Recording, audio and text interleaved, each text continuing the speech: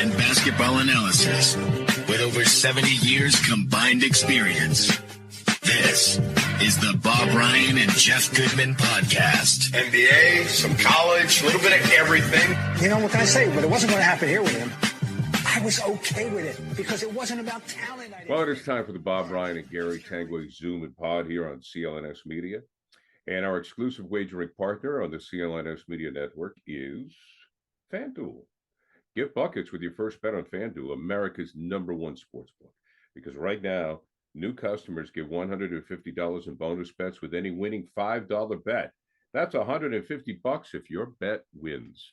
Okay, Bob, Celtics are back at it after the All-Star break. But before the second half started, Jayson Tatum uncharacteristically said he is the best player in the NBA, or the MVP, if you will. Your thoughts on that? Not all, so many of the great athletes in all sports have of the belief that they need to project to the public that they are the best, that they have worked the hardest, that they have that supreme confidence in their skill. And that's really what they're saying, you know, and ultimately that, he can't really believe that. It bothers me a little bit. I saw that clip and I said, okay, you know, if you want to say I'm in the top 5, okay, you know, that's arguable, but I think that's fair. We know when he's in the top 10, but wow, you know, okay, but that's not uncommon. I'll bet Doncic saying the same thing privately. I'll bet Jokic is, you know, Giannis must be, you know, Embiid must be, you know, and I'm sure right now SGA is saying that. So, right. You know, it's a bit of excessive bravado. You're not the best player in the league. You are very skilled. You're now worried. What one thing that would have been appropriate? I think I should be first team All-NBA. All right, you can make yourself a case for that. But best in the league, all right, fine. Maybe he does believe it. And all I know is he's playing very well. He's broadened his game this year even more. His passing ability is on display more often. We know he guards well, and he's a terrific player. So to be the best player in the league, you ask yourself, if you could start, you had to play for your life tonight, and you got first pick of any player in the league, who are you going to pick? And how many people would pick Jayson Tatum? Who would you pick? On that, for that one, you know, I'm trying to think of competitiveness. I'm trying to think of, you know, a range of skill, the ability to get ferocious if it's necessary without craziness. It might be, I'd say Giannis. I'd go with Giannis. Yeah. Now I'm a big fan of Jokic naturally, and right. Yet he worries me about his. I'm not worries me. No, I'm sorry. He is so laid back personally, you know, and I, you know, maybe I'm underestimating the competitive fire. I don't doubt Giannis's competitive fire. Right. Okay. Well, it's an interesting discussion. Yeah. All those kind of things are fun. Yeah. I mean, you know, you could go the way SGA was playing. He's in the conversation, but then you've got Giannis, you know, and but it's not the way it once was, where it's LeBron. You know, for 15 years, it was Bird Magic. Then it was Michael. Then it was LeBron. Now it's kind of... I'll tell you a guy that I think would believe it right now, Durant. I bet Durant would be happy to make a case for himself, even at this stage of his career. I'm saying, and certainly dial back 2 or 3. He said, "I was the best player." Yeah, I'm just saying. I think he would be. I may be wrong, but I think he would be would be very happy to make that case for himself. It's really too bad New Jersey or Brooklyn didn't work out for him, because he was that guy, Bob. Actually, he was the heir apparent to LeBron, but we forgot all about him because of the disaster with the Nets. He got older. Now he's with Phoenix. And if he had stayed with Golden State, we would be calling him the heir apparent. Yeah, right. And so, yeah, you're right. His place in the history, I mean, it's going to be interesting. It's secure. He's a top 10. I think he's top 10 or 12 But he's going out with a whimper. He's going out with a whimper. But he's got, but he alienated a portion of the populace by going to Golden State, piling on, they thought, and not wanting to do it himself and be the leader of a team and be willing to be the accomplice. Anyway, that bothers some people. I didn't get upset with that. That I didn't care at all. It didn't bother me. To me, LeBron went to Miami, wanted to win a championship. I thought both guys wanted to be team players, so sometimes when you're at that level, Bob, you just can't win. Yeah. And of course, people say, what about Curry? Well, Curry's older now, but generally speaking, and that's why with SGA, I threw him out there because he's having a real MVP consideration. Okay. Right. But generally speaking, when you're talking about best player, it is generally at worst a mid-sized player, or at least 6 or 8, who does everything, who passes, who shoots, who rebounds, defends, and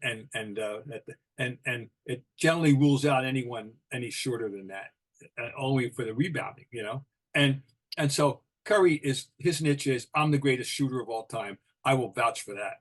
He is the greatest shooter of all time. That's a pretty good distinction. I wonder if somebody is in Jason's ear about stepping forward more into the spotlight. We saw him on the CBS morning show. We talked about his off the court charitable endeavors, which is wonderful. I applaud him for it. And now he comes out and he says this. So I wonder if the Jayson Tatum team, is saying, show a little more bravado, which I never think is good. I think you've got to be yourself. The charity's great. Brand. Don't get me wrong. The charity's great, but enhance the brand. Yeah. Now, the one thing I do like is his charming thrill of meeting Larry. His thrill, his public expression of gratitude and excitement for meeting Larry. I like that. I did not necessarily see that coming, but that was nice. So anyway, I was thinking about him last night. Let's get to him. Yeah, get to the game. He's become, maybe he always was, and I didn't properly. I'm just throwing him in a category. There are certain guys that they just do what they do, and all of a sudden you look up, God, he's got 25. I know. And that struck me last night. Yes. He is so good when you're at that level of scoring offense. When you're so good that he just does what he does casually. He makes those. We're used to those 25-foot step back altitudinous swishes that he comes up with. He had a couple of them last night. Remember, with a hand in his face. Yeah. With a hand in his face. And I'm not talking about pulling up like from 30 with nobody near you. I'm talking about closely guarded step backs beyond the arc, swish, and that's not. We're never shocked when that happens. Oh no, we're shocked when he misses. And I'm thinking last night, this guy's got. When they said he had 25, I said, really? Well, he had 5. He had 5 in the first half, if I remember correctly, and then which is typical. Jaylen Brown, he's the opening act. He had 20. Yeah, he goes out, they blow him out. And then, like every NBA game, I don't know why I get upset. I shouldn't get upset because it happens every game. The second quarter, the Bulls made a run. Oh, yeah. And I'm like, why can't you guys just put somebody away? But then Tatum comes out and he puts him away. So it's much to do about nothing. Oh, I agree. No, but I agree. I'm thinking we need to reevaluate. I mean, all of us, and I know I'm one of them, that overreact to blowing leads and like. It's the NBA ebb and flow. Every team. It happens every time, and every team is susceptible to it. Three-pointer. We're not the only ones. We're not the only team that's susceptible to it. But they came back. But the difference is, and I think Adam Himmelsbach made an allusion to it in the Globe story today, that unlike in the past, they are better at righting the ship when this happens. That is correct. Adam's right. He is absolutely right. And that was a perfect example last night. They're down 3. They blow it so badly that they lose a 16-point lead, and they're down 3 at the half. Right. On a bomb, by the way, a great shot. And then they come out and they take care of business in the third quarter. I said, okay, you guys done? Well, here you go. And they reasserted themselves, and they won. Second half. There wasn't much to worry about in the second half, and they played. And I liked the balance, and I also, I liked the fact that they demonstrated the breadth of their offensive skill, how many guys can help you in a given night, because Porzingis had an off night by his new standards of excellence. Right. He had a new relatively off night, and Vucevic got into foul trouble. Vucevic made him look, really outplayed him badly in the first half, but then not in the second half. But Vucevic had a wonderful first half, and he was 9 for 12, and he was doing everything. And but they wanted this with Porzingis being okay in the second half, and they got it from other sources. White, how many times do we have to say it? I mean, how wonderful White is. I mean, it's almost What's with the block shots? Let's talk about the block shots here, because this is not a tall man. No, he's 6'5". He's blocking shots of guys that are 5-6 inches taller than him. He blocked the Vucevic shot. I know. So what's up? And it wasn't a cheesy thing from behind, when he wasn't aware or anything. It was a straight on block. It was phenomenal. I don't know. The answer is wow. I don't know, except that he is the reigning master of it now in the guard position. Caruso, who those two leading in blocks, and they were against each other last night. And but it's wonderful, and it's who knew 2 years ago when this guy fell into our life out of the damn sky? Because don't tell me that if you out there knew, we're all excited that the Celtics had picked up this guy. You go to the head of the class, because I wasn't ready for this guy to be anywhere. Anything we thought he was a nice piece. So I'll give Brad, that's it. Boy, 4 stars for, or whoever. If it wasn't Brad, then some scout put the bug in his ear. Whoever, boy, what a wonderful addition to the thing that his cast he's been. We thought he was a nice piece of the puzzle, and he is a major part of this team. I don't think it said in the press release, shot blocking specialist, D-White signed. Get your buckets with your first bet at FanDuel, America's #1 sportsbook. Because right now, new customers get $150 in bonus bets with any winning $5 bet. That's $150 if your bet wins. Bet on all your favorite NBA players and teams, quick bets, live same-game parlays, exclusive props, and more. Just visit FanDuel.com/Boston and shoot your shot. FanDuel, official sportsbook partner of the NBA. But I want to talk. My favorite shot last night in last night's game. Well, obviously, when Tatum came back and he said, "Okay, fine, let's do this. We got to start the buses. It's over." Mm-hmm. But Hauser came in and hit a big three. On the run. Okay, so he's on the, for those who maybe didn't see it, he's on the run, fakes the pass to the corner, hits at least, he's 2-3 steps behind the 3-point line, on the move, big shot, getting the momentum back. Didn't hesitate. He's giving them everything that they thought they were hoping to get when they signed Gallinari, who never played for them. Ultimately, right. We had 3 of us with Jeff and all. We were wondering. He had to prove that he could do this when it matters in meaningful moments in the game, and not the garbage time. And I think he's become a significant asset to this team. And it's not the first game where he made some significant threes that helped him, to right the ship. No, and and of course his backcourt. His counterpart, not. Pritchard, I'm a member of that fan club, and he had once again, Gary, they have enough talent. They do, and I would like to fast forward, get all these incidental pleasantries out of the way, and arrive us in late May for Game 1 of the finals. I don't need to. I'd like to push the button, but now I want to bring it. I want to. How many? Here's one for you. All right, they are 40. They're 44-12. Okay, they got 26 games left. If they go 16-10, they win 60. A hallowed number in the NBA. How many times would that be? You think in the Celtic franchise history if they win 60? Would you like to take a guess off the top of your head? 3 times. It would be the 14th time that the Boston Celtics have won 60. Oh, okay. That's the amazing. First time was in 61-62, which was 7, 8, 9, 2. The 6th year of the Russell era. Okay. Which I think tells you something when people make these arguments about, oh, well, they only had 8 to 9 teams, and now you got to win. It's hard. It's easier. It was easier to win the championship. Well, in terms of playing successive series, yes, it was easier to win a championship. But in those 8, 9, 10 team leagues, the talent was concentrated. You know, the best players in the world were all here. And so the top 80, 90, 100 at max players in the world are congested in the NBA. And some of these other teams were pretty good. You know, they had some pretty good players. The Lakers were good. They were good. They were good teams. And so it took the Celtics 6 years to win 60 after they got Russell. I think about the competition was a little bit better than people think. You know, so the first time they won 60 was 61, 62. And that's when it started. And of course, the record, it's interesting.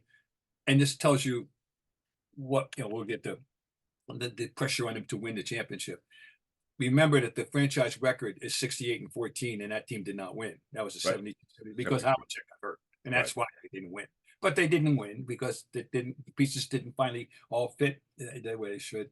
And of course, the last time they won 60 was not 07-08 when they won the championship. It was the next year when they won 63-20, and I think 62-20. And that's the year that Garnett was not available in the playoffs. Right. And if Garnett is, I think they win back. I think they win. I don't have any doubt that they win back to back. So anyway, this will be the 14th time if they are fortunate enough to win. I think I think we can safely say they're going to win 60. It's just a question. Do you think that this enables rest for the big man, for Porzingis and load management? Oh, it'll be interesting because they've got to protect 2 guys, Porzingis and Horford, that we know of. They got to protect. They got to have them ready. So this is going to be, it's going to be part of the story. I mean, you got a 6 game. They got 6 in the loss, 8 in the win spread over Cleveland, and so it's going to be, Joe's going to. But now he's got. See, this is where Tillman may come in. He made his debut yesterday.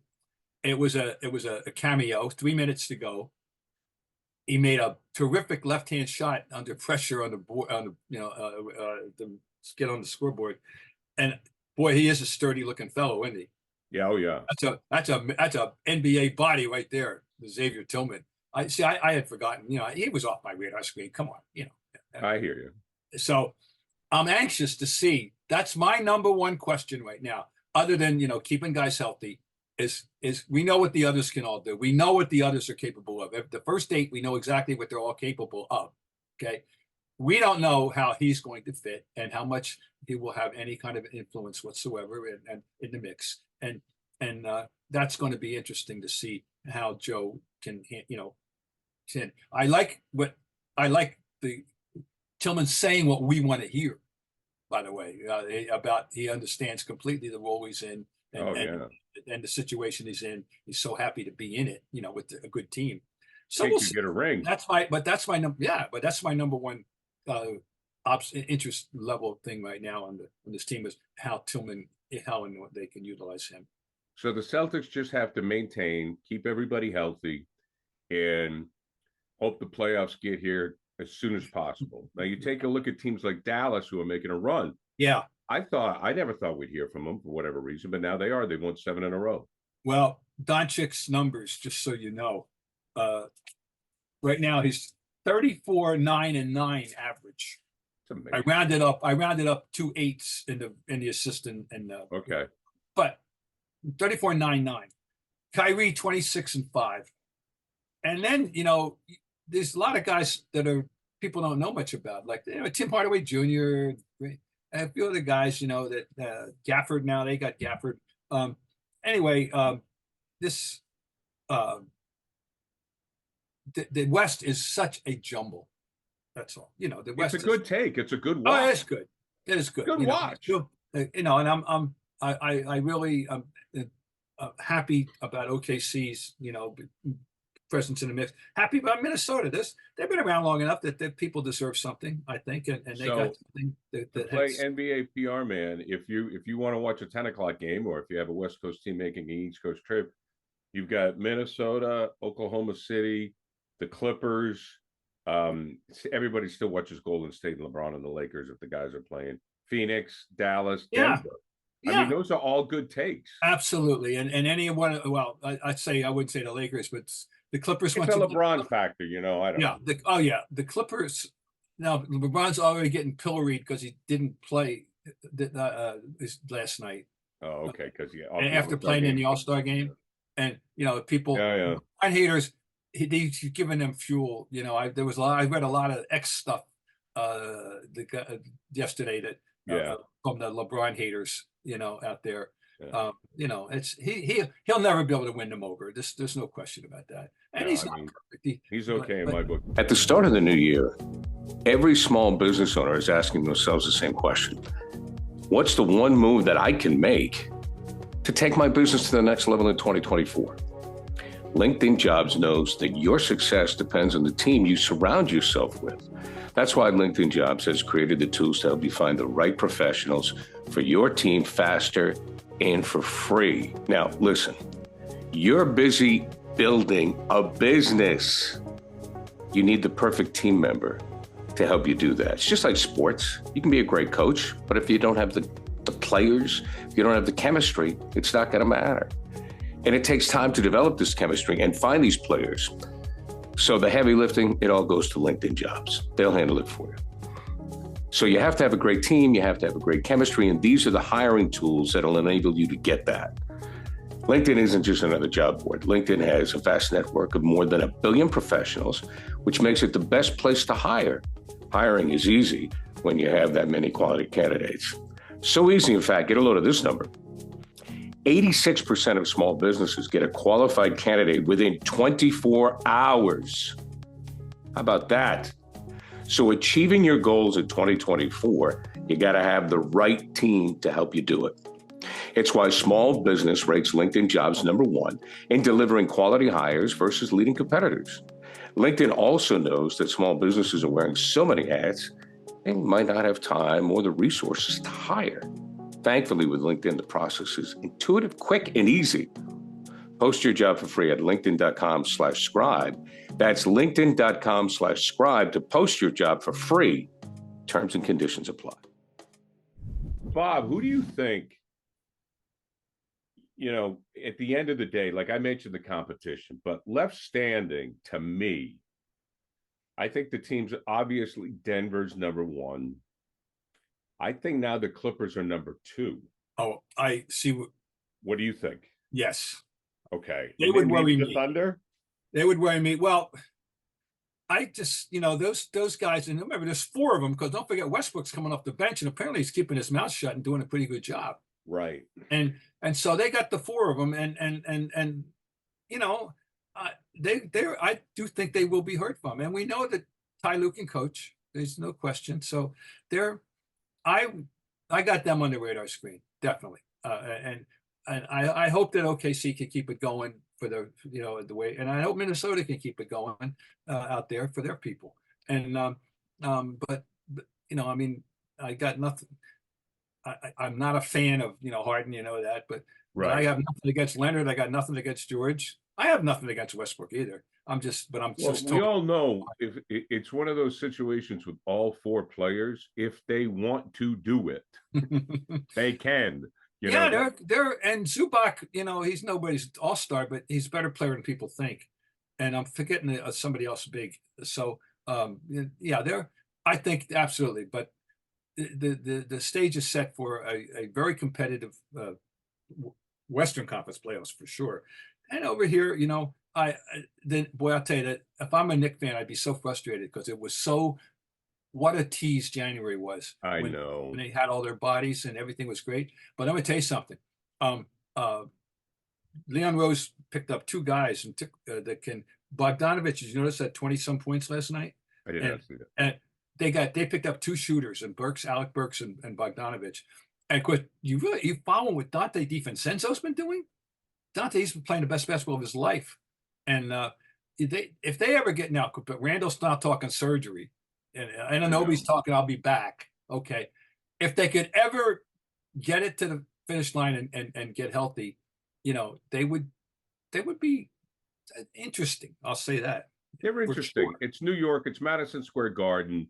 You love the players. They're not a contender, but they could be very interesting. And I mean, Brunson right now, continues to it's elevate. Brunson has yeah, it's great. he's placed himself in the inner circle now. I mean, he's just having a fantastic year. But I mean, And it's the Celtics in now Milwaukee, though, right? we're no Celtics in longer Milwaukee. surprised. We're no longer surprised if he gets 40, Brunson. Forget about Oh 30. no. Well, I Bob, mean, jeez. I'm not surprised if anybody gets 40 anymore. Well, that's true. Gus, I counted the other day how many guys are averaging 20 points a game. 27. Yeah. 27 people are averaging 20 points a game. I didn't go back, and I was going to do my homework and say, all right, let's go back 10 years. Let's go back 20 years. Let's find out. I'll do that. I'll report to you That'll be on the next time we meet, and to see how incredible this offensive surge is. Oh, it's great. And I love to watch it. I know I love it. I think the game, I don't think the game's ever been better. I know there's a lot of 3-point shots. People don't like it, but I think the game is a great watch. The All-Star game is not. Well, no, that's a whole we won't go back there. We won't go back there. we expressed ourselves on that one, so that's okay. Yeah. Okay, Bob. One parting shot. Okay. What's that? All right, go ahead. I'm sorry. Go ahead. I was going to say Sabonis. You want to talk about the father and son combo? He didn't make the All-Star team, and I understand. I don't go with snub. Snub's not right. It's tough decisions, and he didn't make it. And the guy is leading the league in rebounds. And last night, in a victory over the Spurs, he had his 19th triple-double of the year. I mean, please, people, this guy he does everything for you. And all right, so again, guys, it really aren't that many. It's not as good as baseball. I think he and Daddy Arvidas Sabonis are the greatest father-son that basketball has ever known. Now, really, the Currys, Del Curry was a really nice player, good 3-point shooter, but he wasn't Arvidas Sabonis. Then again, Steph Curry is a higher level, historically than right. But if that would be the number one contender, would be the combination of Dell, and then of course you throw in Seth on the sidecar too. Right. But I'm just nominating. Consider, and if anybody can come up with another one. The only other one, I mean, Jelly Bean, was he just ABA or did he? Jelly was that's a very interesting one. Jelly Bean was a better than average, but no star. But except in his head, he was a legend in his own mind, and kind of a screw up kind of guy with a range of skill. It was pretty good. His famous line when he was traded away from Philadelphia was, quote, "I guess this means they don't want any Magic Johnson types around here," unquote. Now, Jelly was more known for being a screw up than who should have been better, and that's why when the kid came along, I said this, I wrote this, I said, I cannot believe that this kid sprang from that womb that is Jelly Bean, the Jelly Bean's father is his father, because he's so different. He's so much more focused than Jelly Bean was. But, Jelly was, he made his name ultimately in Europe, and this is where, Kobe was raised in his formative childhood years. He wasn't born there, but he spent 6 or 7 years in Italy, and speaks fluent Italian and became a big soccer fan on top of it. Anyway, the Bryants are good. The Dunleavys, but Junior. No. I mean, that George Mikan's son Larry played. No, people don't remember that. No. And I might think of a few, but I'm nominating the Sabonis. The balance. I think you have to look at the balance. If you have the name Jelly Bean, something's up. Yeah. Right. But I mean, Kobe is one of the greatest of all time, and Jelly Bean, it doesn't balance out. The Sabonises, you could say, they're pretty equal. Yeah. And you even mentioned the father didn't start playing until he was 30. People in America only really good, so I'm not being condescending. I'm saying most American basketball fans don't appreciate him, Sabonis, because they remember him in the NBA. When he came over, he was 30. Right. And he had his moments, but he wasn't, he was good, but he wasn't great. But his international career is phenomenal. And I saw him. I'll never forget a game he played in the Melbourne Olympics. in 2000. And it was, if I could get that tape, this is a clinic. Here is how to play the position. It should have been titled, I am going to put on a clinic for you people. I am going to show you what you do when you're a basketball center, an old-fashioned five.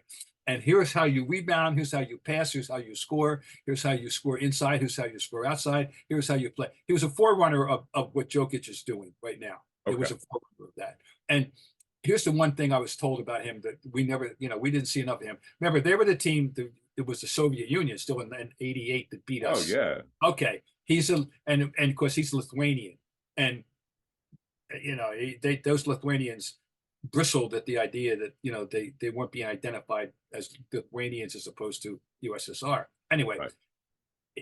at young age, 17, 18, 19, he was labeled as a Bill Walton with a three-pointer. Huh. That's the way he was described to me originally, and that's a hell of a thing. Well, that's what Jokic is. That's right. Exactly what Jokic is a Bill Walton with a three-pointer, and so he was the forerunner of that. Really great player. He also, though, he had a fondness for rum, or vodka. Excuse me, not rum. He had a fondness for vodka. He famously missed the gold medal ceremony in Barcelona because he had been celebrating hardy loosely. But anyway, a great player, and the kid, I just want him recognized that people understand how good. I mean, you say, how could he didn't even make the All-Star game? Well, that's just, I'm sorry, they had to kick somebody out for him. I don't care who it was, but they didn't, and then. Good for him. He was spared the embarrassment of having participated in that farce of a game. So right, good. He got rest. They can't. He can stand up and say, "Don't blame me." That's right. I had nothing to do with it. Bob Ryan, always a pleasure, my friend. You're the best. Bob, brought to you by FanDuel, our exclusive wagering partner of the CLNS Media Network. Get buckets with your first bet on FanDuel, America's #1 sportsbook. Because right now, new customers get $150 in bonus bets with any winning $5 bet. Bob, we'll talk to you next week.